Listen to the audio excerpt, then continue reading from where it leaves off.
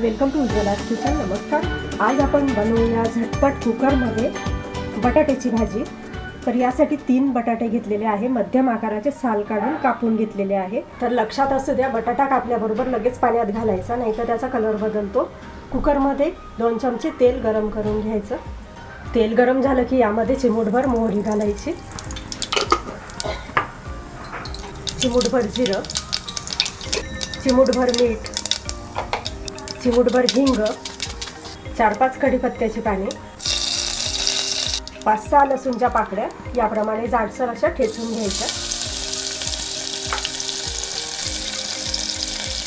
3 ते 4 हिरवी मिरची बारीक कापून घेतलेली किंवा आवडीनुसार.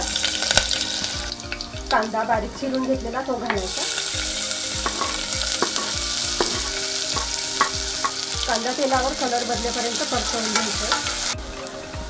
तर आपल्याला बघता येईल कांदा अशा पद्धतीने छान परतला गेला पाहिजे तेलावर.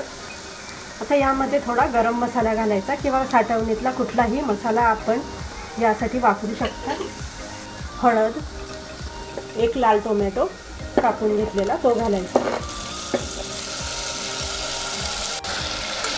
अगदी थोडा तेलावर परतवून घ्यायचा. आता यामध्ये कापून धुवून घेतलेला बटाटा घालायचा.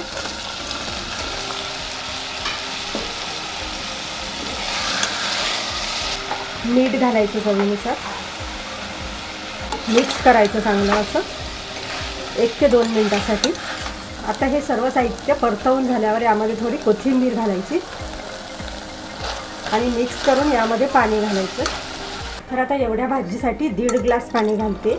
आपण आवश्यकतेनुसार किंवा आवडीनुसार कमी जास्त पाणी यामध्ये घालू शकता आणि एकदा मिक्स करून घ्यायचं. आणि आता कुकरच्या 2 शिट्या काढून ही भाजी आपल्याला यामध्ये शिजवून घ्यायची.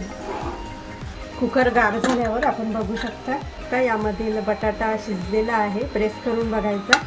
आता ह्या भाजीमध्ये थोडा रस्सा आहे, तर आपल्याला काय करायचं आहे, यातील थोडे बटाटे ह्याच कुकरमध्ये थोडे मॅश करायचे, म्हणजे भाजीला हा दाटपणा येईल. तर अगदी थोडा गॅस ऑन करून यातील थोडा बटाटा मॅश करून घेतलेला आहे. बघू शकता आपण छान थोडासा याला रस्सा आहे आणि तोही छान दाट झालेला आहे. तर ही भाजी आपण पुरीसोबत, चपातीसोबत किंवा भाकरीसोबत खाऊ शकता. यावर कोथिंबीर घालायची आणि ही झटपट कुकरमधली बटाट्याची भाजी बनवून तयार झालेली आहे.